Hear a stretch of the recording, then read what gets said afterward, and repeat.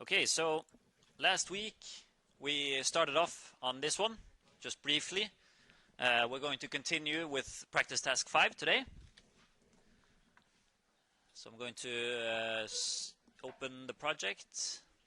Now I've switched computers, so now I need to do this the manual way. So just to do a repeat for everyone. If you don't have your project in the window once you start it, it's because you haven't worked on this computer before, which might very well be the case now, because as I understood from the tech guy, they've been moving around a lot of the computers and stuff, so even though you're sitting in the same place, it might not necessarily be the same computer. So then we use the Browse button. So we click on Browse here, and then we go to our H drive.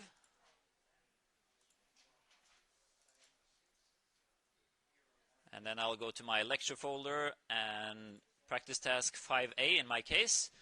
And since we are giving each of the practice tasks their own folder, we are getting all of our projects in separate folders also. So there's only going to be one project here if everything has been done correctly. So then it's just to click on that file, to open it, and then I have it in my list. So if you have several projects, but you put all of them in the same folder on your H drive, then you will have to find the correct project file in that case. So done there, and then I'm going to open the part file, which is the mount there. This. Then it just takes a little bit of time to open it.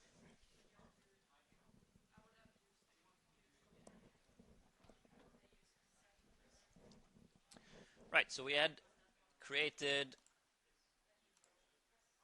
these parts. Well, let's get it a bit more correct here. So like that. We had gotten this far. So what we're missing on this one is we're missing the 4 holes, and we're also missing the slot on the back side that's going through it. So I think we'll start off with the slot here. We'll create that one first, which is going straight through here.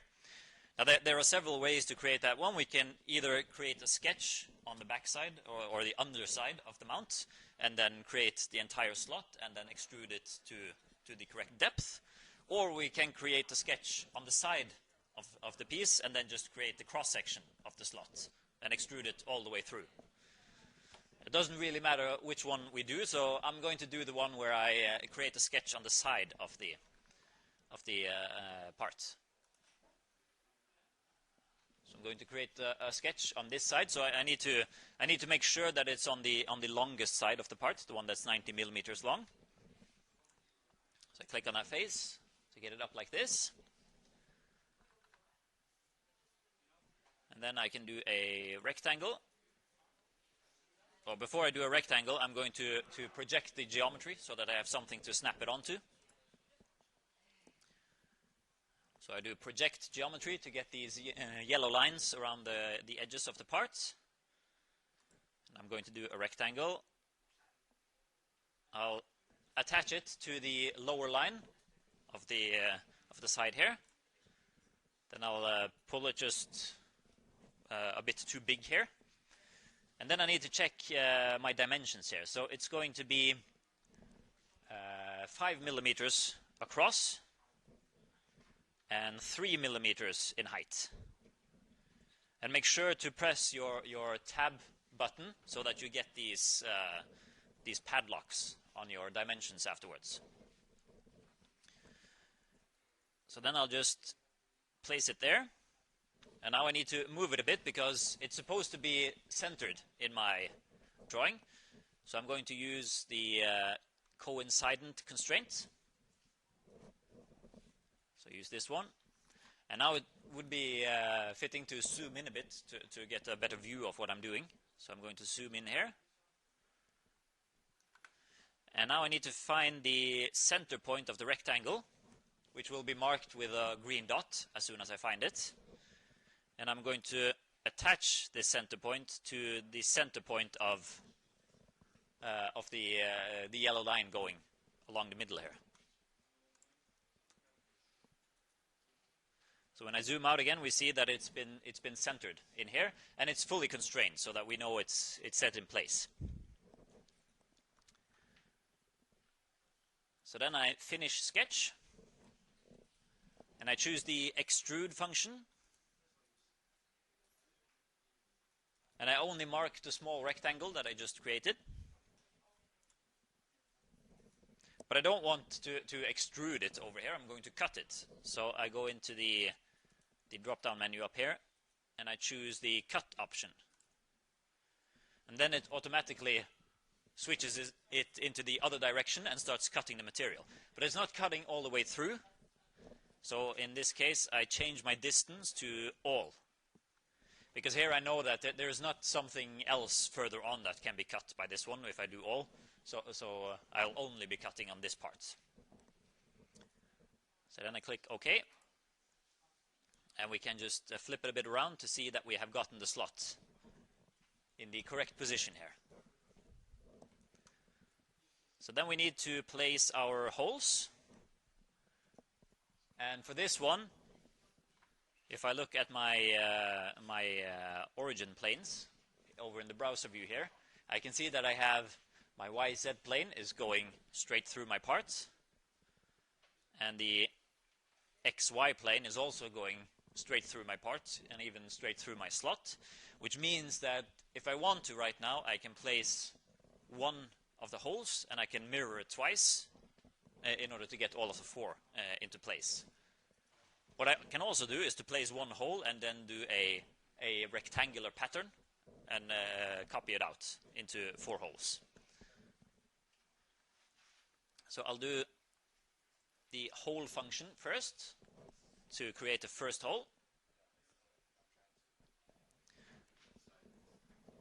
And since we're now going to place the hole down by the corner, I'm just going to use the linear option, which is the first one here.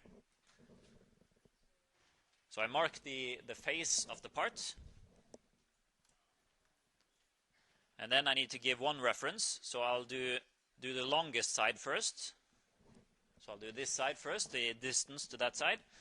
And that distance is going to be 5 millimeters.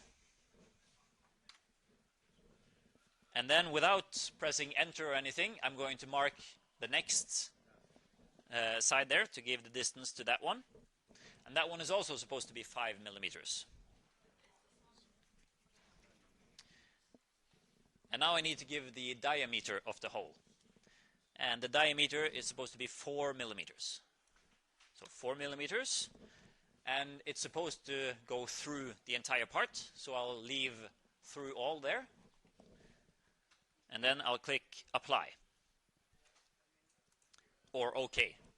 Depends on what you want to do. So now I've got my first hole here. And now I can either mirror it once to get 2 holes and then mirror it twice to get 4 holes. Or I can use the rectangular pattern one and figure out the distances between the holes there, because they are placed in a rectangle, so it shouldn't be a problem. But the quickest way here will be to just do 2 mirrors. So I go to the mirror pattern up top there. I'll click on that one. I'll mark the hole as the feature. And then for mirror plane, I go over to the origin part of my browser tree, and I choose one of the planes that go through the center of my part. Then I click OK. So now I've gotten 2 holes, and I'll do another mirror pattern. And this time I'll mark not the first hole, because if I try to mark the first hole, it's only going to mark the first one. But if I mark the second hole, it's going to do the entire hole feature. So as you can see now, both of the holes are marked with white lines. So I'm marking that one. And mirror plane, I choose the other mirror plane going through the center of my parts, the XY plane there, and then I click OK. So then I have all of the holes in place here. And the last thing I need to do is to set the material of this part. So I go up to the material bar, and this one is supposed to be made of PMMA plastic. And that one is down here. So I click that one. And here we can see that the PMMA plastic is fairly translucent.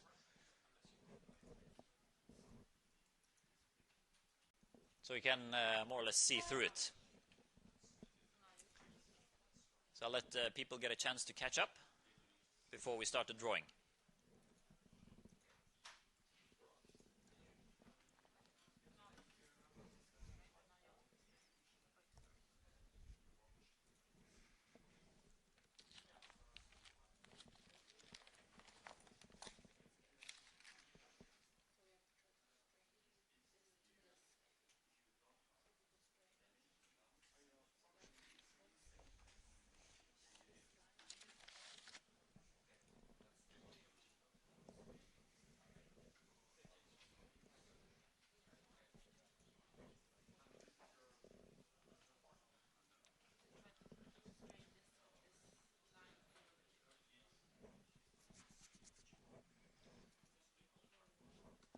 So then I'll save my part.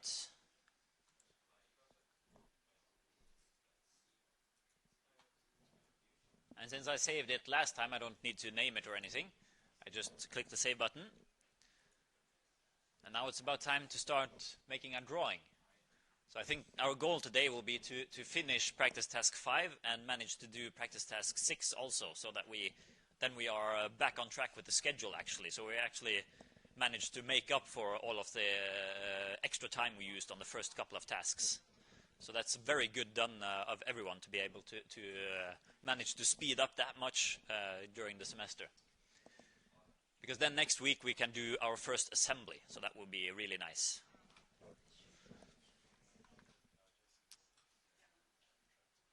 So I'll start a new drawing here. So this is a new computer for me today, so I need to choose metric and everything. It's a new project, all of that. I go down to the ISO.IDW to get the correct drawing format. Double click that one so I open it up. So there I've got it up there. And then I'll go for the base view. And this one is really small, so I'm going to need to change the scale. That's without a doubt. But I think I want to view it from the top as the base view. So I'm going to do this, switch it around like this. Then I can start looking at the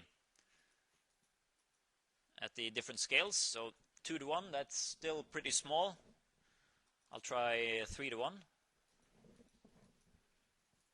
Could be a bit larger, but I'm thinking that if I do 4:1, it's going to be too large. Yeah, 4:1 will be a bit too large. It's going to be difficult to get room for all of the dimensions. So I'll do 3:1 for this one. Then I click OK. And now I forgot to check something, because as we can see here, we have hidden lines where the slot is. I don't want hidden lines. I'm going to make a section through it to show how the slot is looking like. So I need to double click my base view, and then I use the style of hidden lines removed instead. And I click OK. And I think I placed the projected view. Yeah. I placed the projected view without meaning to. Now I'll move it a bit up to the side here. And then we can start setting it in here.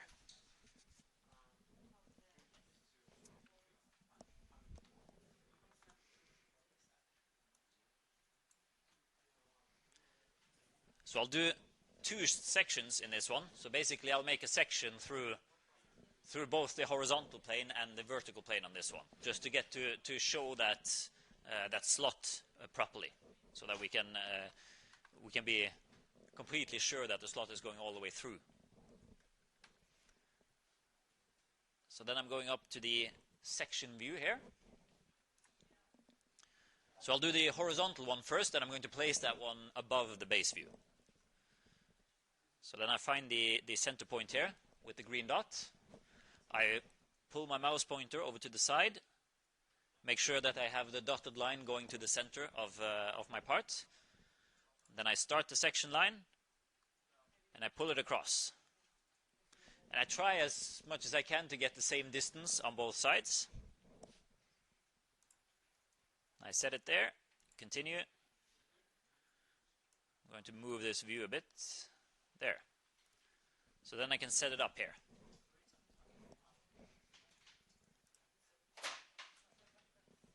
So this view shows us the center square hole that's going through the entire, or slot that's going through the entire part, and it also shows us the slot at the bottom that it's also going through the entire part. But that view is not enough to give us everything we need with regards to the slot. So we're going to create another section view on the center here, and this one will be vertical. So I find the midpoint of the top line there. I start my section view and I pull it all the way across.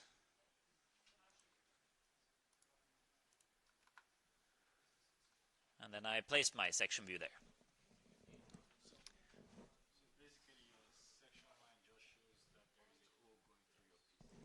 Yeah, that's what it's showing right now because I'm cutting straight through the part. So that's how we're getting everything. But now we've got all we need. So the length of the slot on the underside, we don't really need to show that one because we can see it from the section view that it's going all the way through. But we do need to have this cross section here so that we get all of the dimensions for it. Ja? Nei, jeg ble fra 11 til 1 i dag. Det er masse dataproblemer.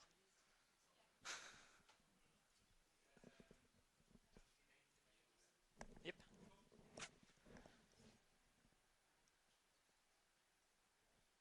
Right, so then we can start putting in center lines and stuff like that.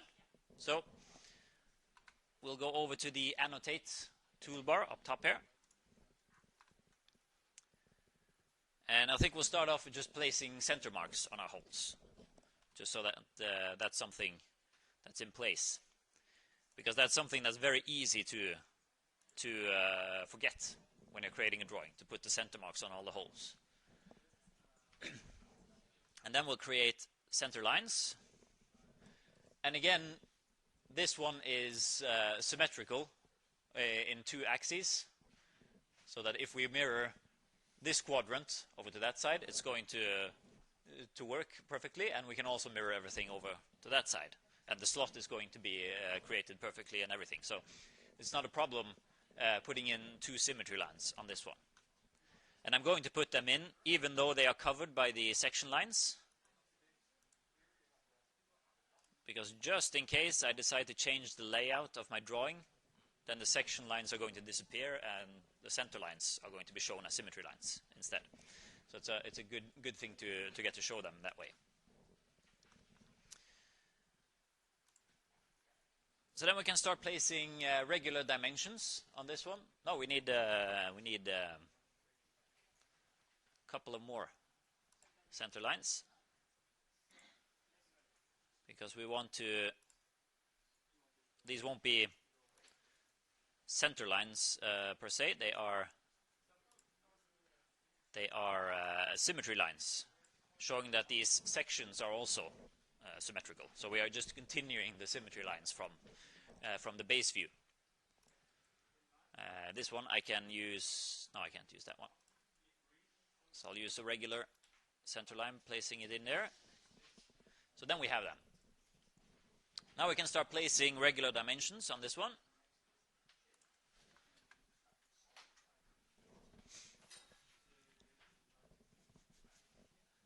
And here it would be nice to get to show this top that's sticking out here, and also the dimension of the square slot going through it. So we can show all of it on this view, and I need to change my formatting to 1B. And since I have a symmetry line going through the section view, I also know that once I place this dimension of 11 across the symmetry line, it's going to be 5.5 on each side of the symmetry line.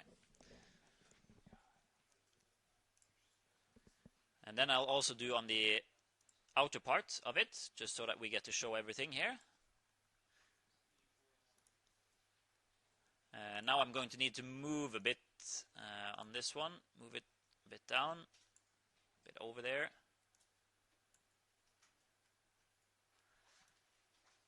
Let's see here, we need the AA underneath there. It's going to be a little bit cramped, so it's a good thing we didn't use 4:1 in our scale, that we only used 3:1 on this one. But using 2:1 would have been way too small, so we wouldn't have gotten all the details into place. So I continue placing dimensions. So now I put them on this one. I'm going to try to get all of them inside here.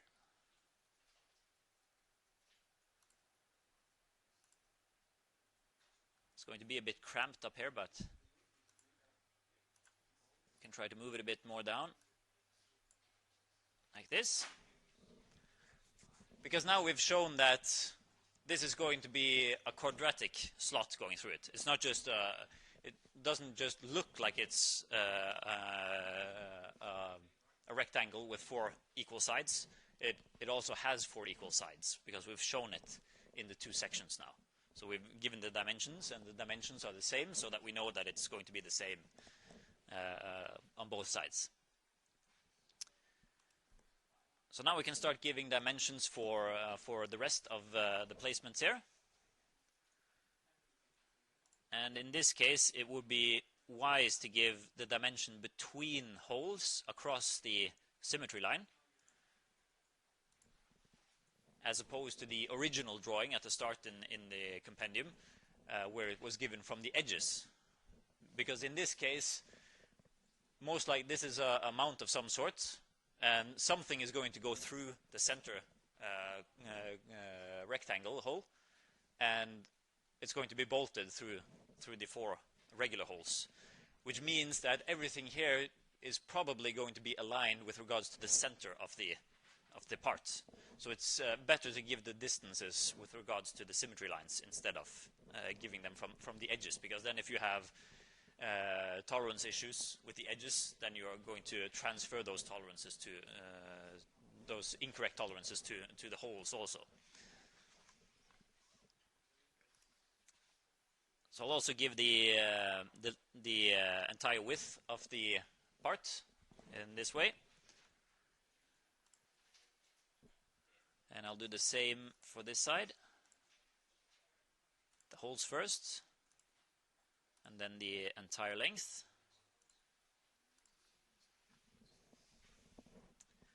So if we're looking at the base view here now, we've got the placement of the holes, and we've got the outline of the part. And if we combine the section views in here, we know of the center part here. So the only thing that we're missing right now is the thickness of the part, and also the measurements for the slot that's going on the underside. So I think for the thickness, just to make it a bit easier for ourselves, we'll put it on the top one. Because if we put it on the if we put it on the side view here, it's going to mess up our general tolerances notes. We won't have room for those. So we'll put the distances in here. I'm really pressing a lot of buttons here that I'm not supposed to press. Let's see, there. Now we've gotten the heights in place. Now we need to get the dimensions of the slot in place also. And the slot is going to be, we're going to give the width of the slot up here. And I'll give the depth, oops, not the center point there. I'll give the depth inside the slot, just to, didn't I set 1B? There, 1B.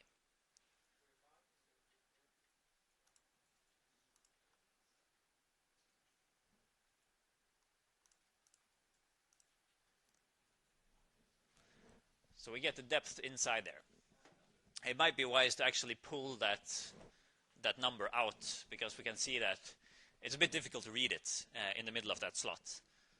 So I'll exit the dimension function. In order to be able to pull this dimension around, I can't have the dimension function enabled, because then I'm just going to open up the window where I can add text and tolerances. So first off, I'll move the 5 a bit further off, and then I'll move the 3 over here. So that makes it a bit more clean to read, so that we don't have everything cramped inside the slot there. Yeah, then we have all the dimensions we need except the holes themselves. So then we're going to have to use the hole and thread function. And we'll just mark one of the holes, set it to method 1b.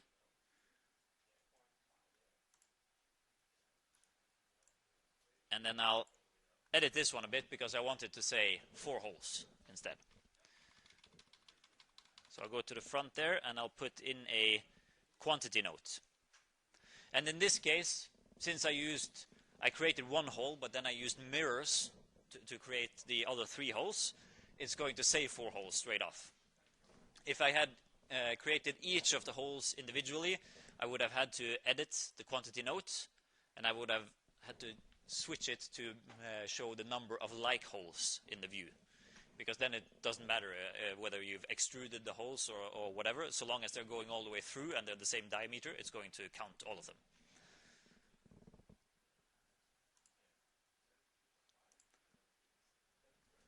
So then we have 4 holes with a 4mm diameter, and they're all going all the way through.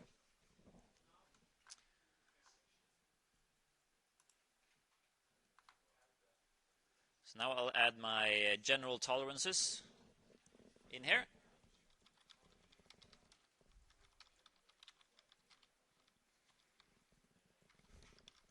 And surface finish. It's always the ISO 2768-1 first.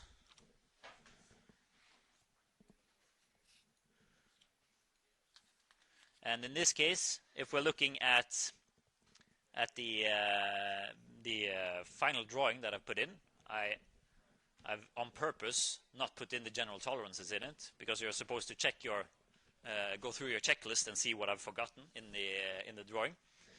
But in this case, I think we'll put in. These are very small dimensions, and it's made out of clear plastic, and it's very obvious that we're going to keep something in the correct position in this case. So I think we'll use a fine tolerance on this one. It would be fair to put that one in. And then I'll put in the second one, which is it an H? Can't remember quite what the fine one is there. Not the second task. Yeah, that's an H.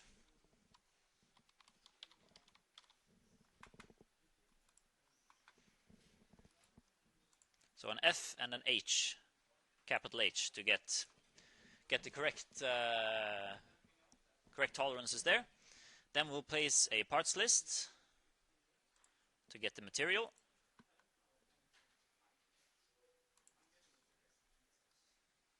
We'll edit the parts list. We go to the table layout in order to remove the title of it. And then we'll go to the column chooser to get our material column in and remove the other ones.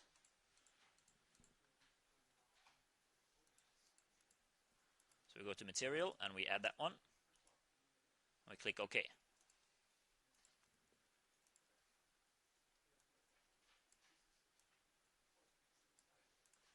So place it down in the corner there. I'm also going to need to put in the surface finish.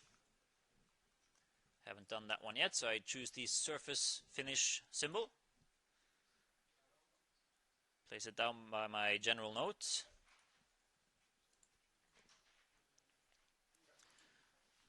And for this one, I'm going to put in a 3.2 surface, not a 6.3 like I usually do. Basically because this is fairly translucent, the PMMA plastic, which means that you would like it to actually be translucent. So if you have too rough of a surface, it's going to be more difficult to actually see through it. So the finer the surface you get, the more easy it's going to be to look through it.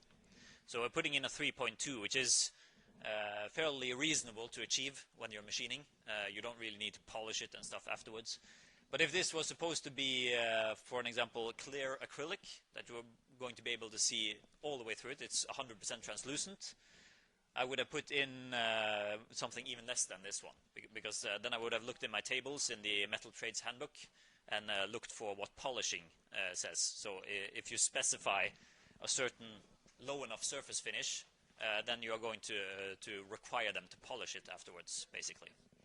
So that would be reasonable to do that. For an example, if you're creating the port of a subsea camera, so that the camera module inside needs to see through the port, you want it to be as clear as possible, preferably not show anything on it at all. So then you would specify a very, very fine surface finish.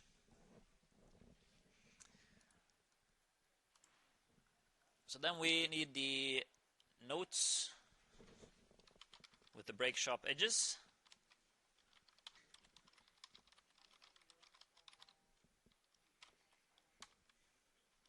(0.2 times 45 degrees).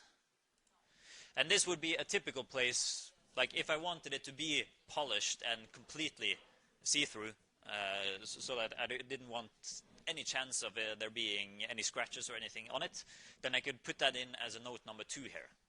So like polish well or something like that. Just make really sure that they understand that this one is going to be see-through.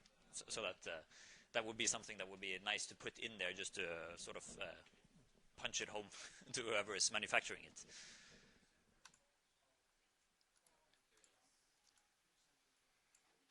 They should be able to deduce it themselves if you have a low enough surface finish, but just in case, it's nice to. Because slips happen, so that when they are manufacturing it, they might be looking at it, but not really reading the surface finish. So they just create it like they always create stuff. And then suddenly you have something that's not good enough, and they have to make it all anew. So if you then also have it written in your note that it needs to be polished, then it's you're sort of making sure that that they really can't miss it. So then we have the title border or title field to fix. So we go into the browser on the side, and we open the ISO part. We edit the field text. We open up. So now I'm on a new computer, so I need to pull down my window a bit to get to see all of the fields here.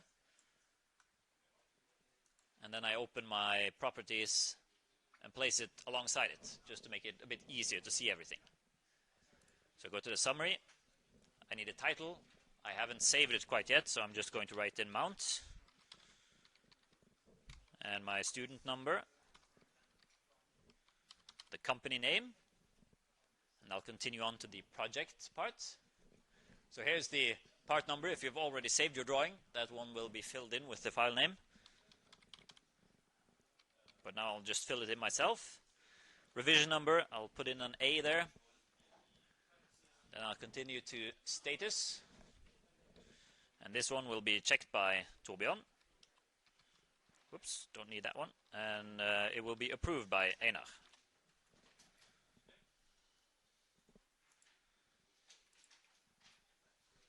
Then I just double check that all of the fields have been filled in correctly. And I click OK. So then I've done this one. I'll save it so that I have it there.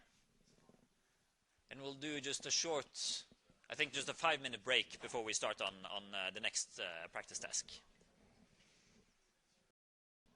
Okay, then we'll start with practice task 6 is the next one.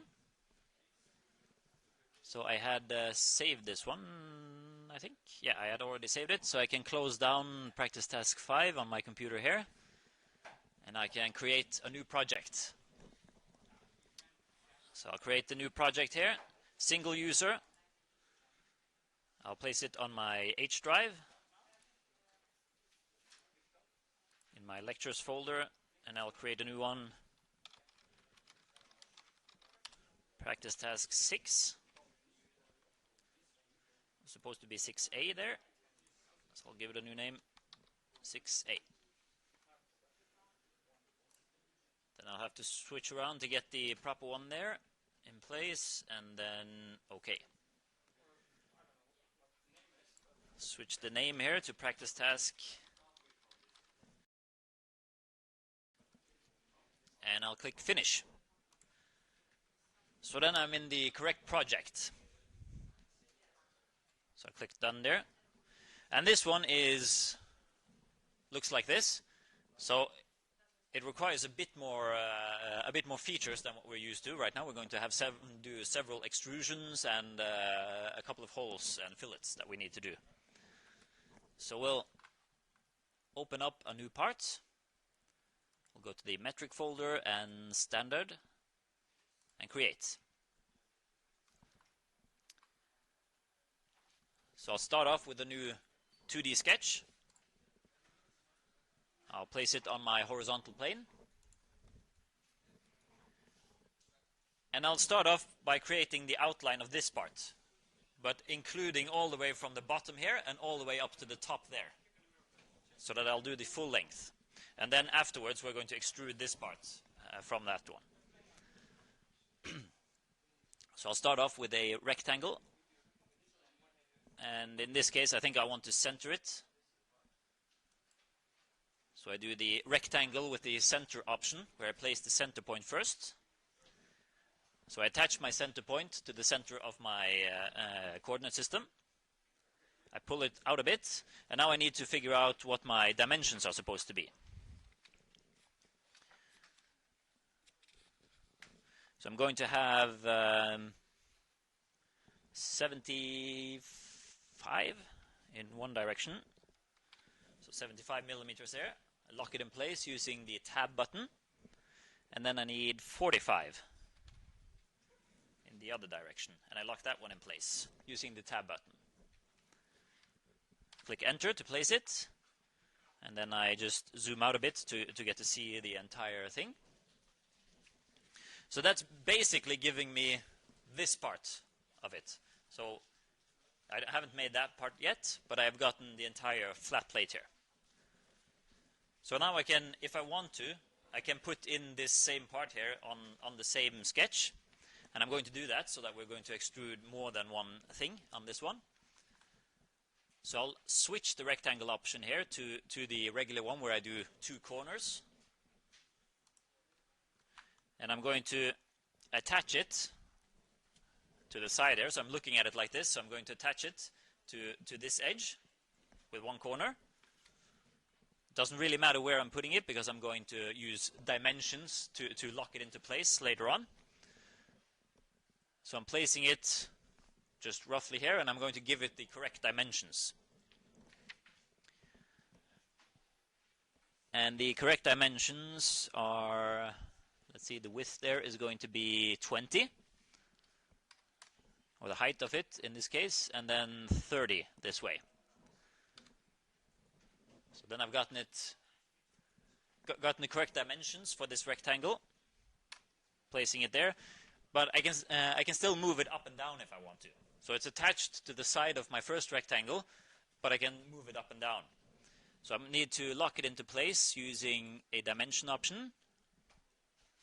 And then it's going to be 15 millimeters from the bottom of my first rectangle. So 15 millimeters, and I place it up there. I'm going to zoom out a bit just to get to show it a bit better.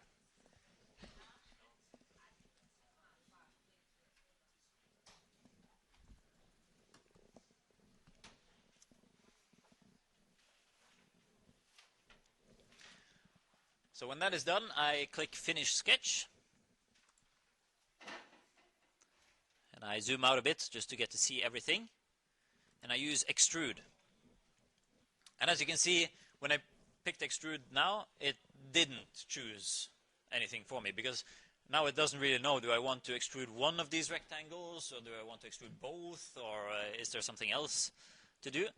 So, but I wanted to extrude both of the rectangles at once. And they are supposed to be 10 millimeters, so that's the default option. So we can just click OK. So then we've gotten it up there. And then I'll finish off the edge that we created on the side there. So I'll start off by giving it the fillets it's supposed to have. So fillet on both of the sides there, but you can see the 2 millimeters, that's way too small. So we need 10 in a radius there. So then we get a nice curve going all the way around. And since we've gotten that nice curve going all the way around, it's going to be really easy for us to create the hole there. Because then we're just going to use the hole function, and we'll use the concentric option, and that is going to give us the same center point as the fillets we just placed. So use concentric, place it on this plane, and we use the fillets as the reference point. So then we got it in the correct location. And that hole is supposed to be 6 millimeters in diameter. So we switch it to 6 and select OK. So then we got a nice 6 millimeter hole going through that one. So now we've created everything except the extrusion that's left to last there. So we've got all of this part has been created. And now we need to create this part that's going up. So we'll create a new sketch, and we'll place it on top of our part.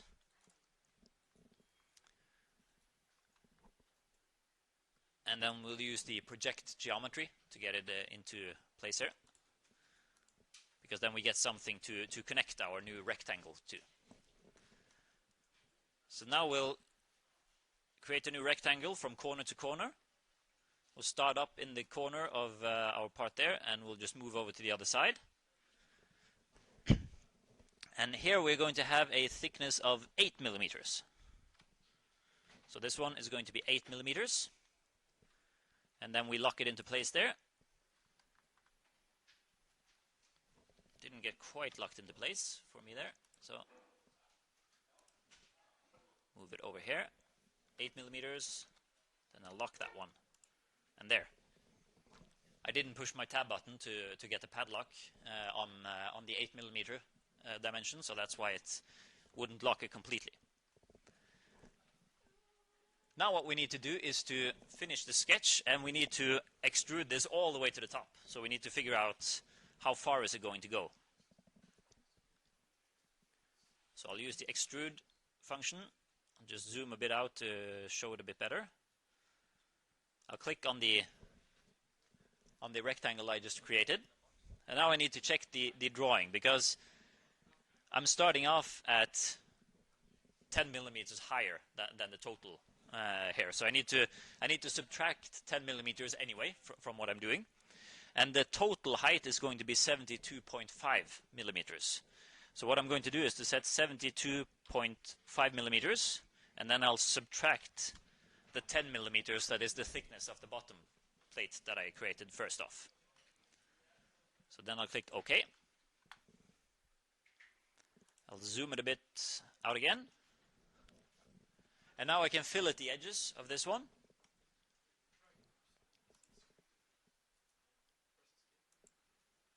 So that edge and that edge. And now of course we have a width of 45, so we need either a radius of 22.5, or we can do just 45 divided by 2. So either directly 22.5 to get the correct one, or set in 45 divided by 2, and you're going to get also the correct one there. So we put that one in place, and again we have a new hole that's going to be created, and it's going to share the center point of the fillet that we just created, making it very easy for us to use the hole function. Again, we use the concentric reference for it. Now I need to move my whole function here. We click on the plane of the new extrusion that we just created on the surface of it. And for the concentric reference, the fillets that we just created. And then we get it in the perfect location. And this hole is supposed to have a diameter of 16 millimeters. And we click OK. And then we have it perfectly placed. So that was a real quick 3D modeling for this one. Creating the drawing takes a bit more time, actually. so that's often the case when you're creating fairly uncomplicated parts. So the 3D modeling, the more experience you have, the quicker it's going to go with the 3D modeling. But the technical drawings are still going to require just about the same amount of time. So you can get more efficient on those two, of course, but you don't get the same effect as with the 3D modeling. So with the 3D modeling, you can be really effective and work really quickly. I've seen very experienced CAD professionals, so not directly engineers, but people who were trained in a vocation as technical drawers, and they have full control of all keyboard shortcuts and everything. So they're just sitting there and they're creating 3D models so quickly that I can't really see what they're doing when they're creating them. It's like magic. It just keeps appearing stuff. And that's just because they know the system so well. They know the software. They know all of the tools that they can use. They use the keyboard very actively. So they have one hand on their keyboard and one hand on their mouse. And they're doing quite a lot of stuff that way. So it's sort of mind-boggling to watch them sometimes, because they're whoop, and then you have a full 3D model, which you yourself probably would have used half an hour or an hour to create. So it's really cool to watch those guys. But then we're done with this one. We'll save it. And this one we just call a bracket.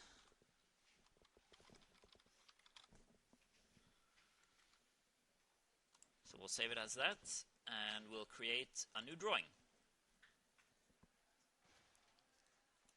And again, we choose the iso.idw file type.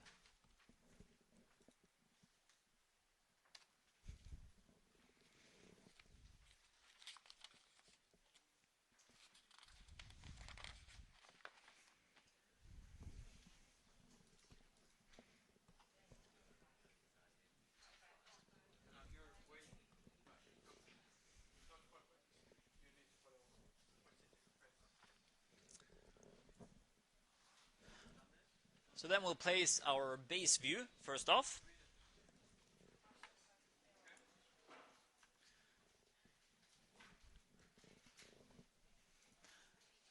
And exactly how we place this one, it's going to require projected views no matter how we place it. So it's a matter of trying to decide, can we make do with a base view and then just one projected view, or are we going to have to use two projected views in it? So ideally, you want as few views as possible, but still get to show all of the information that you need to show in a easy to read manner. So I'll start by rotating this one a bit. I think if we look at it from the right side in this case, then we're going to get this top here. So we're basically going to look at it like this. But the problem then is, if we want to see this side, we're going to have to flip it downwards. And that's going to take up a lot of room in our drawing. So if we tilt our entire view 90 degrees, so I go up here and I tilt it 90 degrees like this, that means that when I create my projected view, I'm going to get to place it over here. So that's going to look a bit better. And that should be enough to give us all the information we need with those two views there. So I'll just place a projected view over on the side here, because now we can see we can put in all of the dimensions we need there. The only thing that we can't give for this part of our bracket is the thickness, but we can give the thickness here. And the same for this one. We can get all of the dimensions in except the thickness there, which we can place in the other projected view.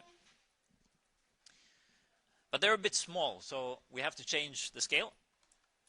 So we'll look at 2 to 1, and definitely we can't go any larger than 2 to 1 in this case, so we'll stop there, and we'll place them in. So I need to move them over to the side here, get a little bit of space between them.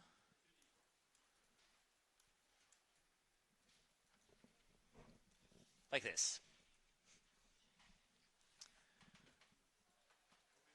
So in this case, we basically have no possibilities of using symmetry lines or anything like that. So here we'll have to use one of the edges as our base point when we are putting dimensions in. So I'll just let people have a little chance to catch up. Yeah, I can help you.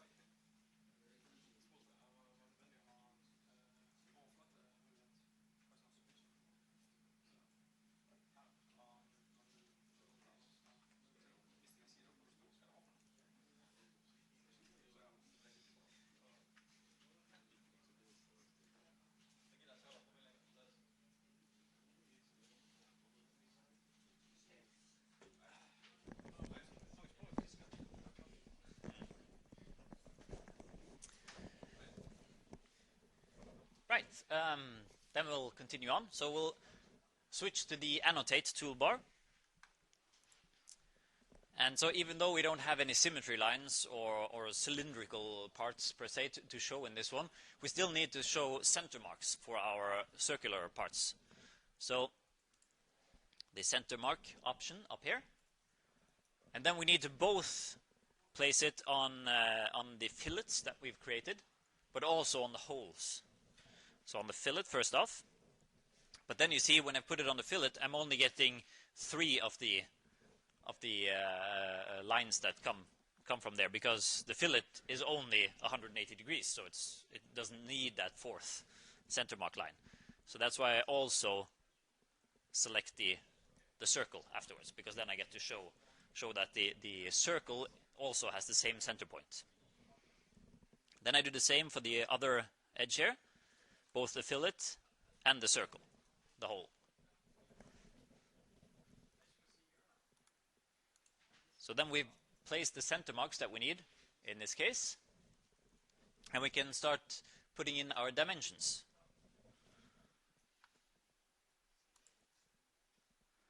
So I'll start off by choosing this on my base view as my starting point for all of my dimensions. So I'm going to give all of my dimensions from this baseline. So I'm going to start off here, and then I'm going to give the thickness of the part that is basically sticking straight out of this one. I need to change the formatting of my dimension there. So put this one in there. And then I'm going to give the length up to the center of my hole and fillet. And I give that one also from the same line. So like this. And I have to give the radius that's going past here. So there's no point in actually giving the entire length of it in this case, because we have 50 and then we have the radius. That's going to be the entire length. So I put in the radius here.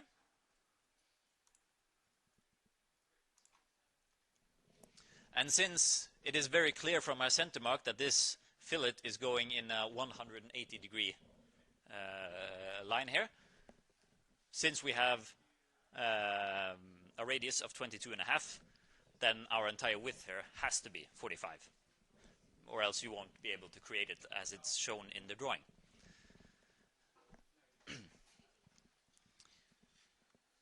So then we can move over to the next projected view here.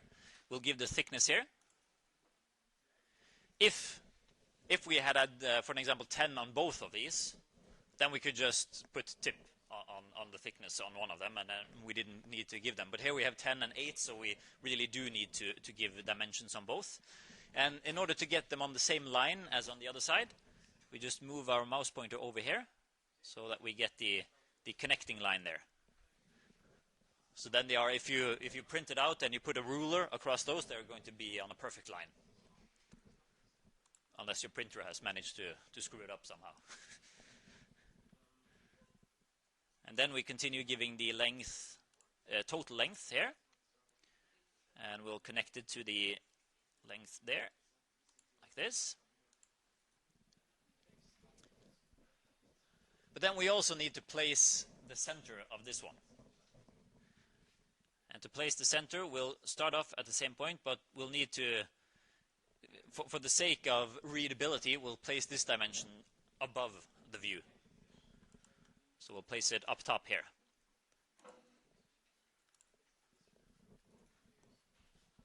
Because if we were to place it below here, we'll have a dimension line passing through the entire part, and that's not very useful when you're trying to read it, because it can be confusing to see those lines. We're going to have to give the radius of this fillet also, so we'll put that one in place. And we'll also need to give the height from somewhere up to that one. And I think I'll put that from the bottom here and over to this one.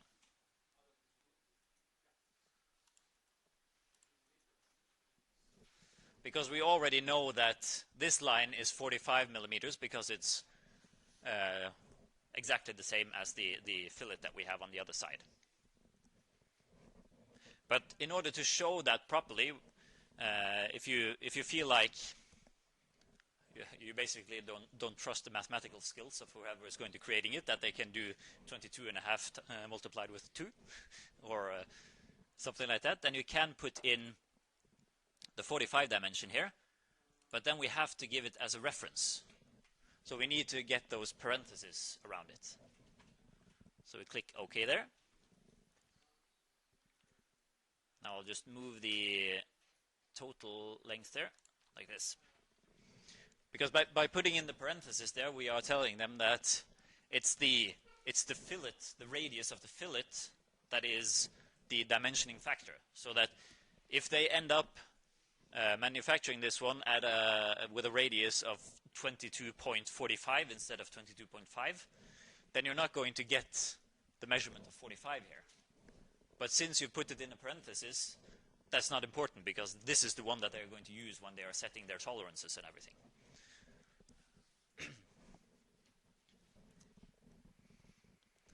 So then we've got the placement of the centers of both holes. We've got the lengths and the thicknesses that we need.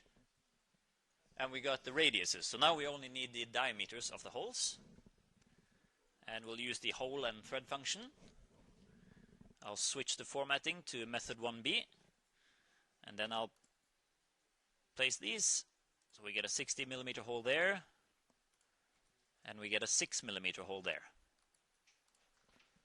And then we've actually gotten all of our dimensions in that are needed. So then we have the general tolerances and surface finish. So I'll put this one in there.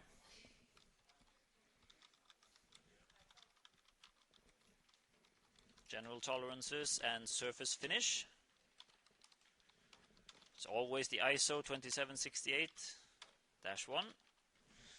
In this case, we'll put it as a medium.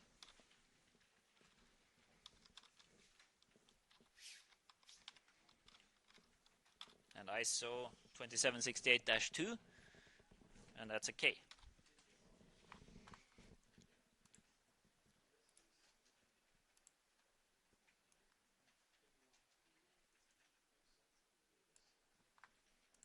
Place it there, and then I'll create the surface symbol.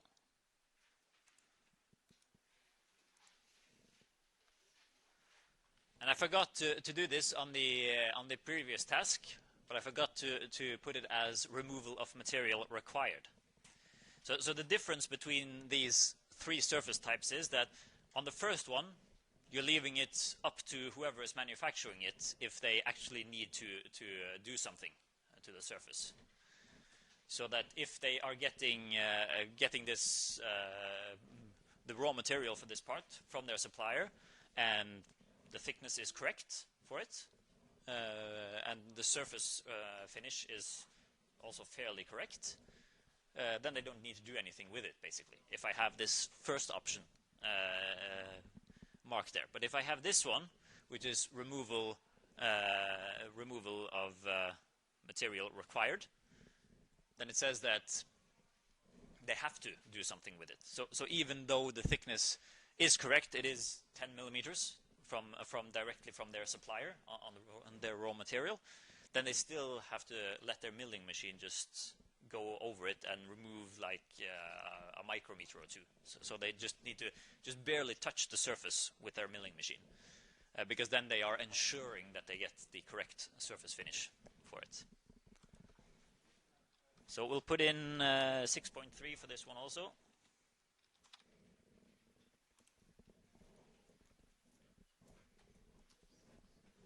And then we'll create a parts list.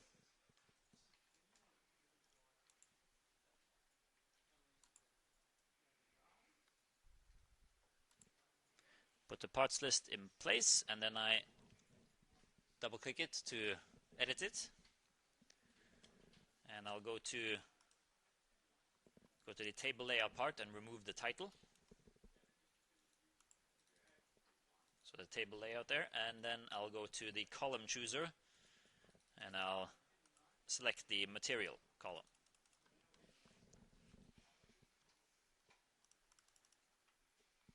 And I think we forgot to set the material for this one, so we'll probably have to go back in and fix that in the part. And just to show how it's going to look like, I'll also put in the mass in this one, just so that you can see that Inventor actually calculates the mass of it.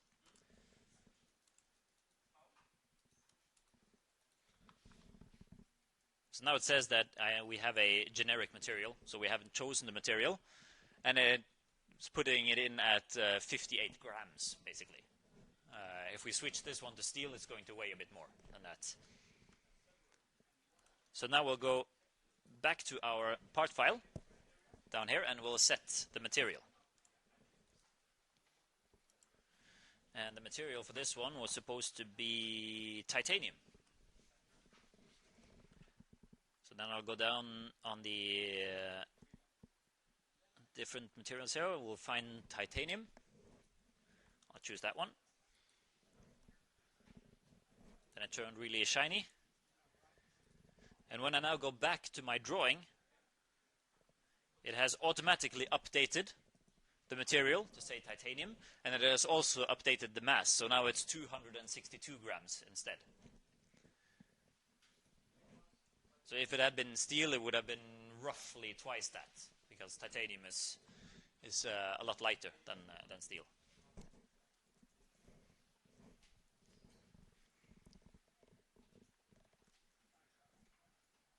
So then we'll just put in a note on the side here. So the notes, we'll put in note number 1, break sharp edges. 0.2 times 45 degrees.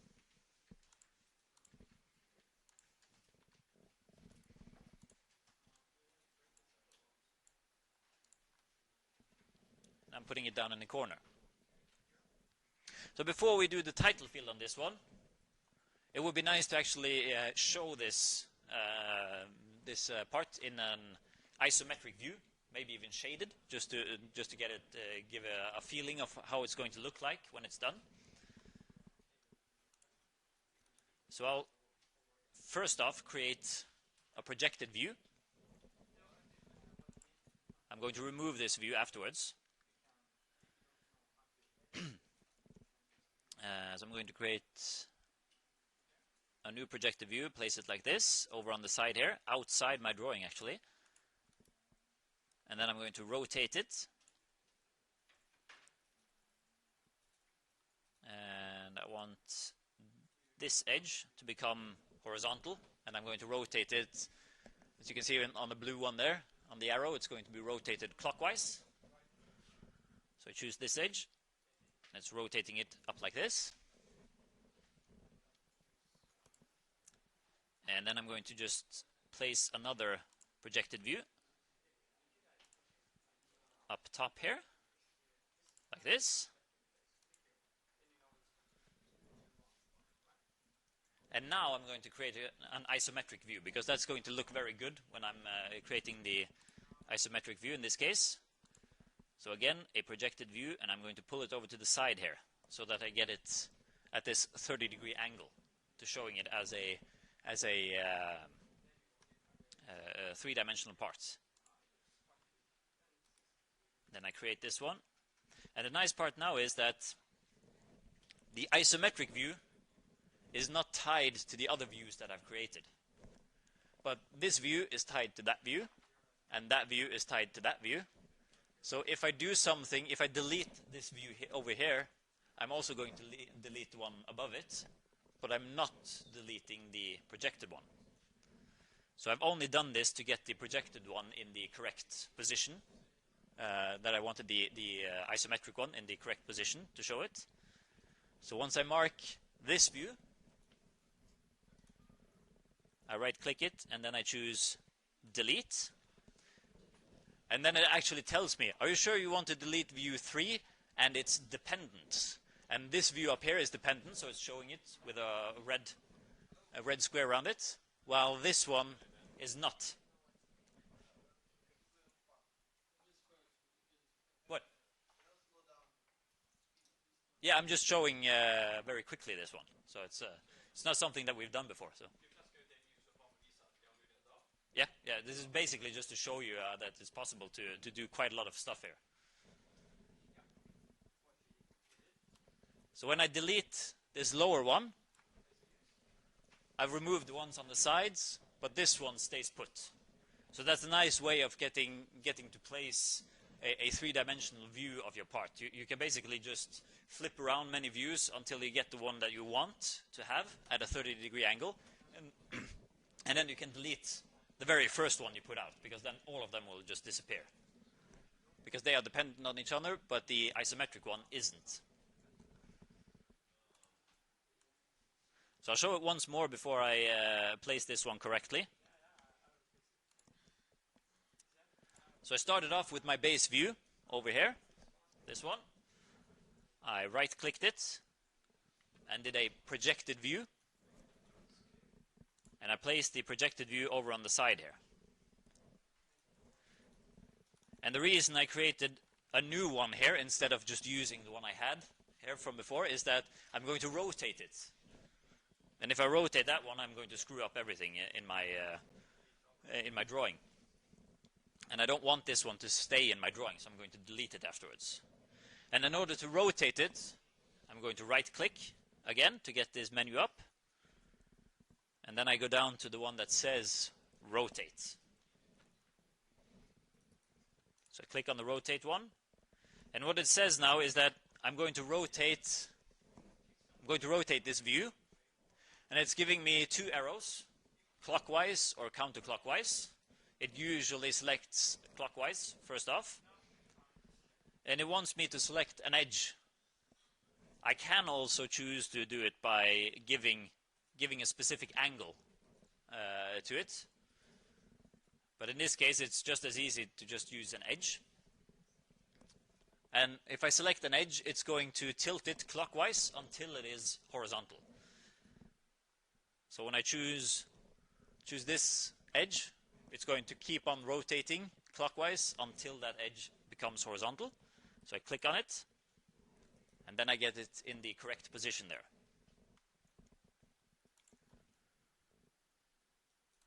Then I click on the view once more, right click, and create a projected view, which I put up top there. And the only reason I wanted that projected view is that now I'm looking at my part like this. So now I can easily create another projected view so that I get it at this angle. Because if I did it from this view, the original view I had, then it would look either like this or like that. So it wouldn't really look all that good compared to how I want it to be shown on my drawing. So I go back to the top view that I placed there temporarily. I do another projected view.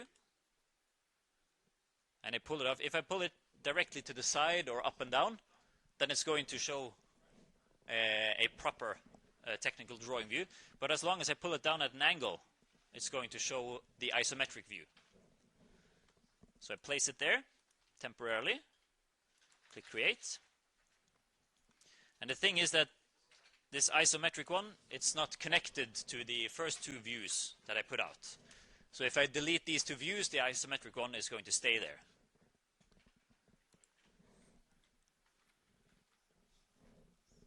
So I choose the first one I placed, and I click Delete on it, and it says that it's also going to delete its dependence, because this one is dependent on that one to be shown. So when I delete the first one, it's going to disappear.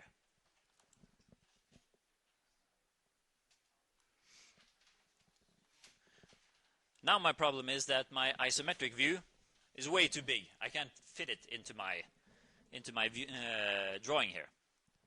So what I do is I'll just pull it off to the side a little bit right now.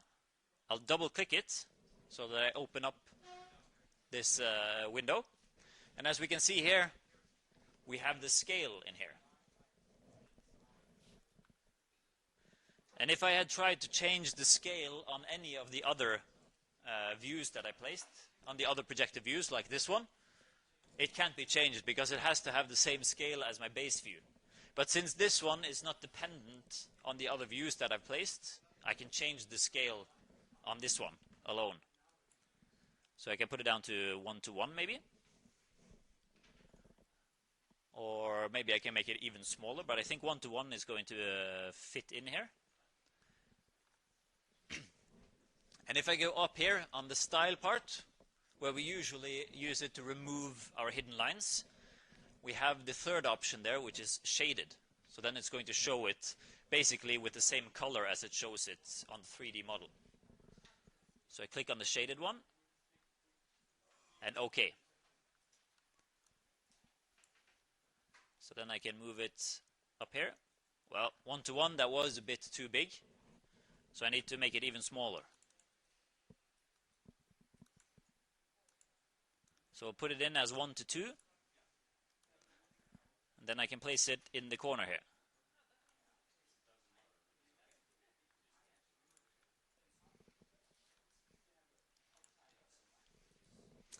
The reason for doing something like this is basically just to get whoever is creating this part in the machine shop, they can just instantly look at the drawing and see how their finished product is supposed to look.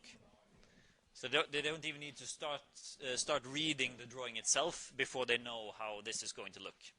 So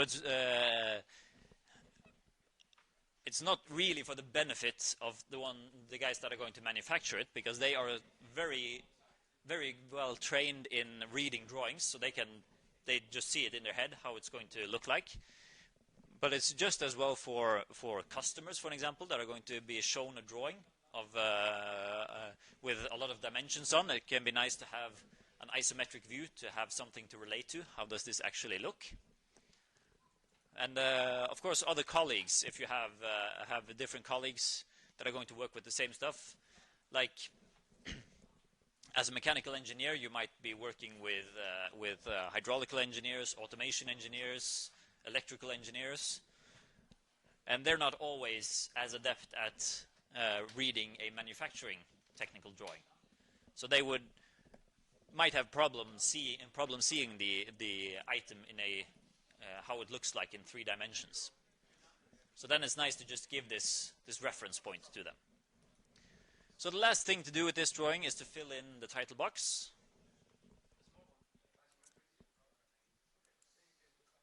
So we'll go to the ISO part in the browser window. We go to field text and edit field text. We'll open up the properties and we start filling in.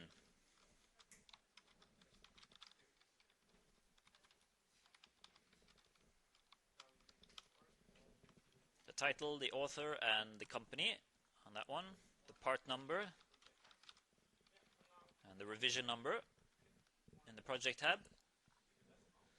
And then the checked by and approved by and date in the status field.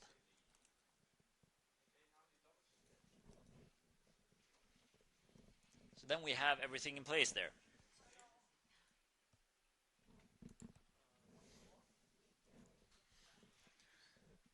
So then this drawing is also done, and we've managed to catch up to our schedule.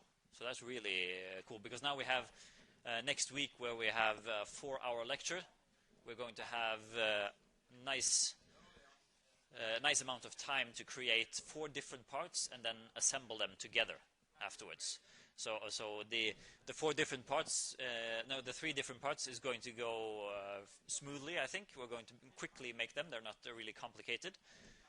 But then for the assembly part, we'll have a nice amount of time at the end of our lecture to look at the assembly, because this we haven't done any assemblies yet. I think some of you have starting trying them out on your own in the team project, but we haven't done anything in the lectures with regards to assembly, so it will be nice to have good time on that one. So I'll save the drawing.